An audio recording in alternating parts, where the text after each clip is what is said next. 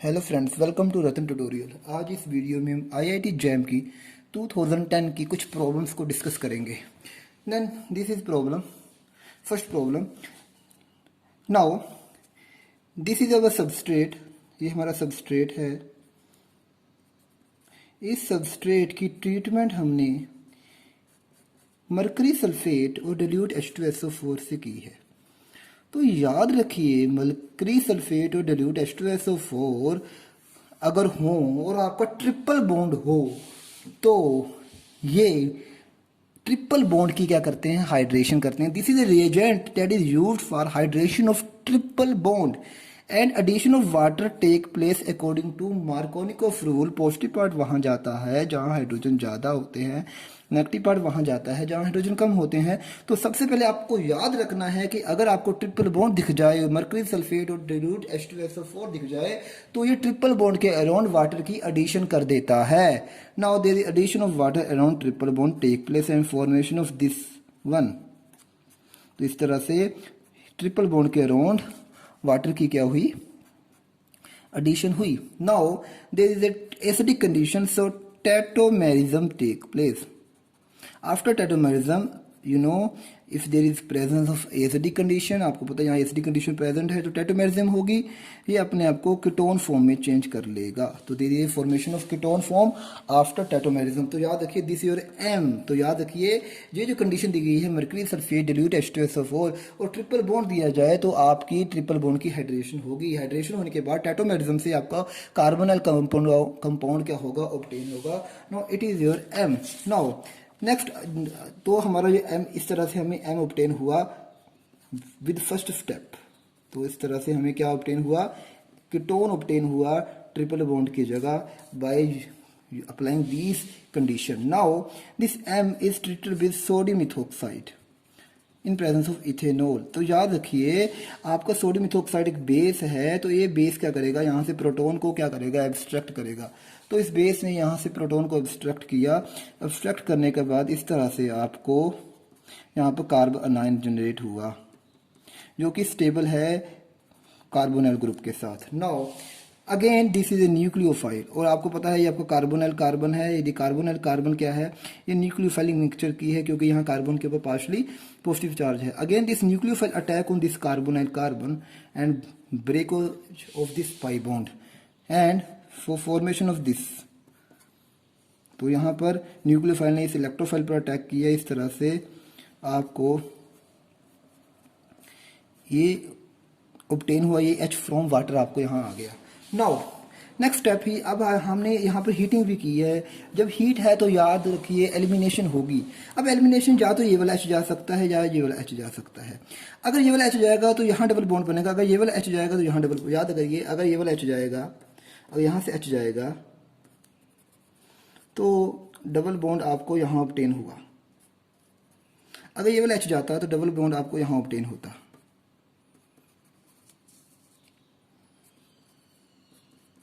अगर ये वाला H जाता तो डबल बॉन्ड यहाँ ऑब्टेन होता। अब आप खुद सोचिए, इट इज मोर स्टेबल। ये क्या है, मोर स्टेबल। स्टेबल क्यों है, क्योंकि ये डबल बॉन्ड जो है कार्बोनिल की कॉन्जुगेशन में है, रेजोनेंस में है, जो मोर स्टेबल है। ये डबल बॉन्ड इसके कॉन्जुगेशन में नहीं है तो ये लेस स्टेबल है। तो इट इज मोर स्टेबल, तो ये हमारा क्या होगा, इस केस में क्या होगा, मेजर प्रोडक्ट होगा। तो याद रखिए सबसे पहले क्या हुआ, ट्रिपल बॉन्ड की हाइड्रेशन हुई। हाइड्रेशन होने के बाद टेटोमेरिज्म से ये एम ऑब्टेन हुआ। एम की ट्रीटमेंट हमने फिर बेस से की, इसने प्रोटॉन ऑब्स्ट्रक्ट किया। Then again this nucleophile attack on this carbonyl carbon, there is formation of ring type product. Finally heating की हुई है, हीट से क्या हुई, there is loss of water. अब लॉस ऑफ वाटर या तो यहाँ से होगा या यहाँ से होगा, बट ये लेस स्टेबल है क्योंकि ये डबल बॉन्ड कार्बोनिल की कंजुगेशन में नहीं है। ये मोर स्टेबल है क्योंकि ये डबल बॉन्ड कार्बोनिल की कंजुगेशन में है। So this is our major product, this is our minor product. Again from IIT JAM 2010, this is problem we have to identify J, K and L in this reaction. Now again this is our dead group is present here. It is a activating group. Now activating group, but so it is a condition of sulfonation. तो sulphonation होगी, because this is the condition of sulphonation. और ये activating group है, तो sulphonation कहाँ होगी, या तो ऑर्थो पोजीशन पर होगी या पैरा पोजीशन पर होगी। बट आपको पता ही है यहाँ अगर ऑर्थो पोजीशन पर होती है तो ये बल्कि ग्रुप है, तो ऑर्थो पोजीशन पर इसकी अमाउंट क्या होगी, कम होगी, तो जो मेजर अमाउंट बनेगी वो क्या बनेगी, पैरा पोजीशन पर सल्फोनेशन होगी। तो इस तरह से ये कंडीशन सल्फोनेशन की है और ये एक्टिवेटिंग ग्रुप लगा है, तो आपका जो मेजर अमाउंट है वो पैरा प्रोडक्ट में आपकी सल्फोनेशन होगी। तो दिस इज योर जे। तो याद रखिए, it is activating group, sulphonation होगी ऑर्थो या पैरा पे, पर पैरा का जो प्रोडक्ट है वो मेजर बनेगा, क्योंकि ऑर्थो पे ये दो बल्कि ग्रुप एक दूसरे के नजदीक आ जाएंगे तो स्टीरिक हिंड्रेंस क्रिएट करेंगे। तो दिस इज अवर जे। अब हमने इसकी ट्रीटमेंट एक्सेस HNO3 से की, मीन नाइट्रेशन की। Now you know it is A meta directing group, so it is a meta position of this, and it is a ortho para directing group, and para position is block, and it is now this position is more activating position, because this is position is meta group of this and this position is ortho of this, so this position is more activating. Then after nitration of this compound you get this one। याद रखिए nitration NO2 की यहाँ होगी। क्यों होगी NO2 की nitration यहाँ, क्योंकि ये ग्रुप मेटा डायरेक्टिंग है और ये ग्रुप ऑर्थो पैरा डायरेक्टिंग है, पर इसकी पैरा पोजीशन तो ब्लॉक है, तो ये ऑर्थो पोजीशन इसकी ऑर्थो इसकी मेटा, तो नाइट्रेशन यहाँ होगी। नाउ आफ्टर नाइट्रेशन, तो दिस इज योर के, this is J, this is your के। अब हमने इसकी क्या कर दी, हाइड्रोलिसिस कर दी। हाइड्रोलिसिस करके न्यूट्रलाइजेशन करते, जो याद रखिए जब भी हम हाइड्रोलिसिस करते हैं तो आपका सल्फोनिक ग्रुप यहां से चला जाएगा। You the sulphonic group from this molecule get leave, and अगर आपका यहां से सल्फोनिक ग्रुप चला जाएगा, और अगेन आप क्या कर रहे हो, यहां से यहां पर आप क्या कर रहे हो, हाइड्रोलिसिस कर रहे हो। हाइड्रोलिसिस करने के बाद आपके इस ग्रुप की भी क्या हो जाएगी, हाइड्रोलिसिस हो जाएगी। You get your amine NH2 group. और न्यूट्रलाइजेशन भी कर रहे हो, तो न्यूट्रलाइजेशन और हाइड्रोलिसिस दोनों से एक तो ये ग्रुप यहाँ से अमाइन में कन्वर्ट हो, this converted into NH2 group, और ये ग्रुप साथ ही साथ आप न्यूट्रलाइजेशन कर रहे हो, तो ये सल्फोनिक ग्रुप भी यहाँ से इजीली क्या हो जाता है, निकल जाता है, और this is your final product in this case. तो याद रखिए, सबसे पहले हमने क्या की, सल्फोनेशन की। सल्फोनेशन करने के बाद it is ortho para directing group, तो आपकी पैरा पोजीशन पर SO3H लग गया। देन एक्सेस HNO3 ऐड करने पर तो इसकी ये ऑर्थो एक्टिवेटिंग है और इसकी ये मेटा एक्टिवेट, तो this position is more activating, तो यहाँ पर आपका NO2 ग्रुप लगा। नेक्स्ट आपने हाइड्रोलिसिस की, हीट की और न्यूट्रलाइजेशन की। याद करना, जब आपका अमाइड ग्रुप की हम हाइड्रोलिसिस करते हो तो NH2 ग्रुप में जो दिस इज अमाइड ग्रुप, इसके हाइड्रोलिसिस करने पर वो किस में चेंज हो गया, NH2 ग्रुप करने पर। और याद रखिए, हाइड्रोलिसिस और न्यूट्रलाइजेशन की कंडीशन पर आपका सल्फोनिक ग्रुप भी इजिली यहाँ से क्या कर जाएगा, निकल जाएगा। तो this is your J, this is K, this is your L, तो this is compound your L। Next, now this is problem from IIT JAM 2010. Again, this is very important problem. याद रखिए, ये प्रॉब्लम बहुत ही important है। It is a elimination reaction based problem. हमने इस substrate की reaction sodium ethoxide से की है। अब याद रखिए, यहाँ पे E2 एलिमिनेशन होगी, देयर इज E2 एलिमिनेशन। अब E2 एलिमिनेशन के लिए ब्रोमीन और H या D आपस में, E2 एलिमिनेशन के लिए ब्रोमीन, H या D आपस में एंटी पेरिप्लेनर होने चाहिए। अगर एंटी पेरिप्लेनर होंगे तो ही E2 एलिमिनेशन होगी।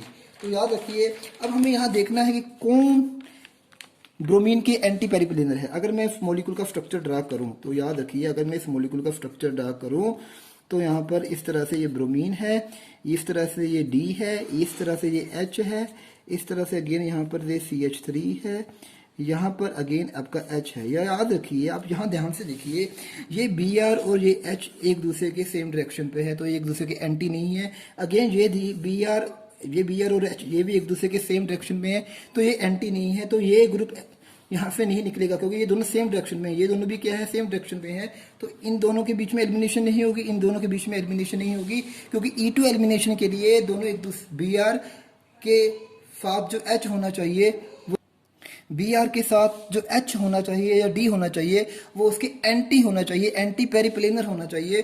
तो ये H इसके एंटी पेरिप्लेनर नहीं है, सिन में है। ये भी H Br के क्या है, सिन में है। तो ये सिर्फ D ही है जो Br के क्या है, एंटी पेरिप्लेनर है। तो याद रखिए, यहां से इस तरह से DHR यहाँ से DBr निकलेगा।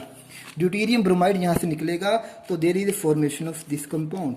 इसको कुछ नहीं होगा, ये H नहीं निकलेगा क्योंकि ये Br के सिन में है। अगेन ये H तो इसी कार्बन पर है तो इसको कुछ नहीं होगा, तो अगेन इस H को कुछ नहीं होगा। ये Dr और ये Br आपस यहाँ से निकल गया, Br यहाँ से रिलीज हो गया और यहाँ पर आपका क्या बना, डबल बॉन्ड बना। तो फाइनली अगर आप देखो तो यहाँ पर D है तो ये चीज़ रॉन्ग, अगेन यहाँ D प्रेजेंट है, दिस इज रॉन्ग, अगेन यहाँ D प्रेजेंट है, दिस इज रॉन्ग। तो this is our correct answer because यहाँ से पर फिर D और B आ रही है जो एक आपस में एंटी पेरिप्लेनर है, जो कि एक परफेक्ट पोजीशन है E2 एलिमिनेशन के लिए। तो this is our correct answer, तो C is our correct answer in this case. तो याद रखिए A2 एलिमिनेशन के लिए दो ग्रुप एक दूसरे के क्या होने चाहिए, एंटी पेरिप्लेनर होने चाहिए। Next, this is problem from IIT JAM 2010. First, we have to identify P, Q, R in this case. Now, सबसे पहले इन किस केस हमने सबसे पहले जो रिएक्शन की है वो फिनाइल ग्रुप, ये इस तरह से यहाँ C ट्रिपल बॉन्ड CH है, इसकी रिएक्शन हमने की है गिगनार्ड रिएजेंट से। याद रखिए गिगनार्ड रिएजेंट मोर एसिडिक प्रोटोन को एब्स्ट्रैक्ट करता है, तो इट इज एसिडिक प्रोटोन। तो यहाँ से आपकी मीथेन गैस रिलीज हो गई और आपका बन गया इस तरह से एक नया गिगनार्ड तैयार हो गया CmGBr। तो याद रखिए गिगनार्ड रिएजेंट एसिडिक प्रोटोन का प्यासा होता है, तो ये एसिडिक प्रोटोन को इसने यहाँ से निकाला और H की जगह क्या लग गया, MgBr। नाउ हमने अब इसमें क्या ऐड किया, BrCH2COOC2H5। Again this is A partial negative, this is A partial positive because carbon is non metal, magnesium is metal, so non metal is more electronegative than metal. So again this nucleophile attack on this carbon and यहाँ से Br निकल गया, nucleophilic attack हुआ।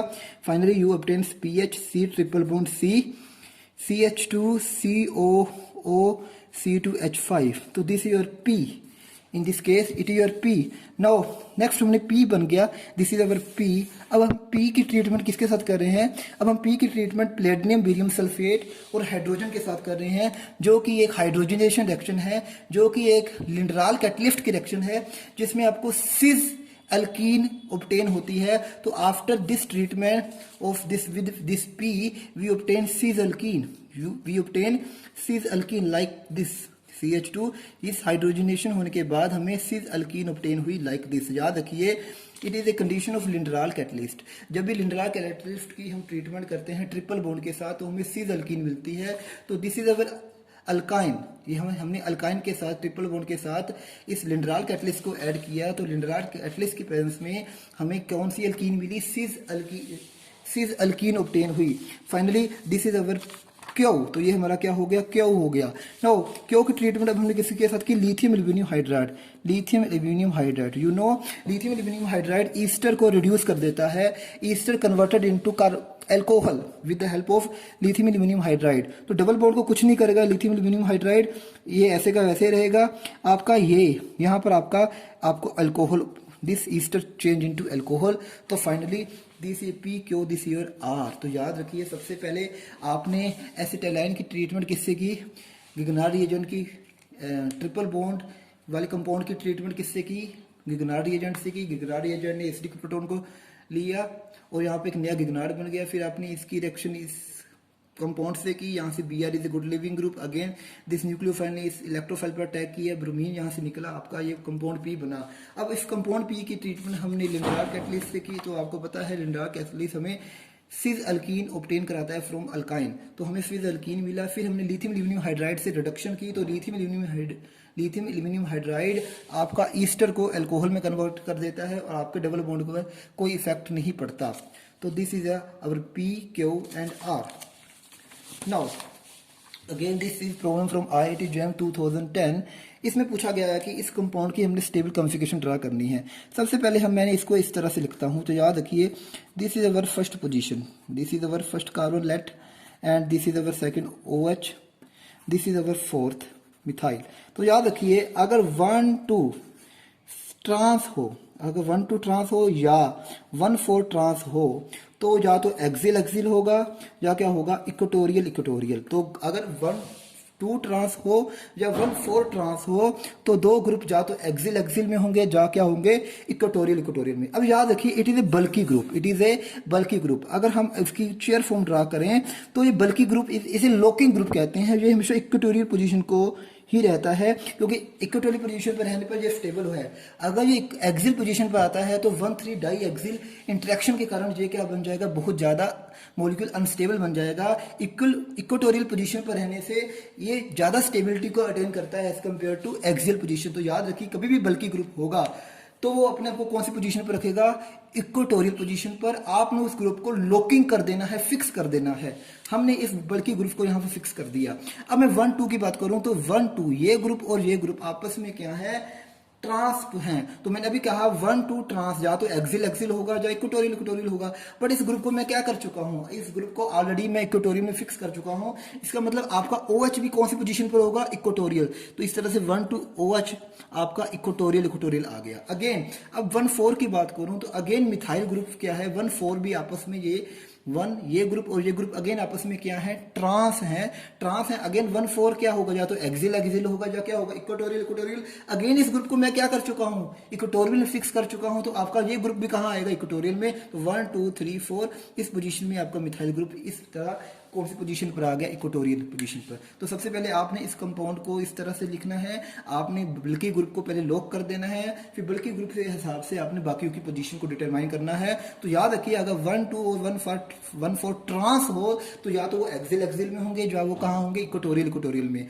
But इस case में आपका जो बल्कि ग्रुप है ऑलरेडी इक्वेटोरियल पोजीशन में है, जिसके कारण आपका OH भी इक्वेटोरियल पर आया और आपका मिथाइल भी कहाँ आ गया, इक्वेटोरियल पर आ गया। तो दिस इज वेरी स्टेबल क्योंकि there is no any 1,3 diaxial interaction in this case. So this conformation is very stable conformation.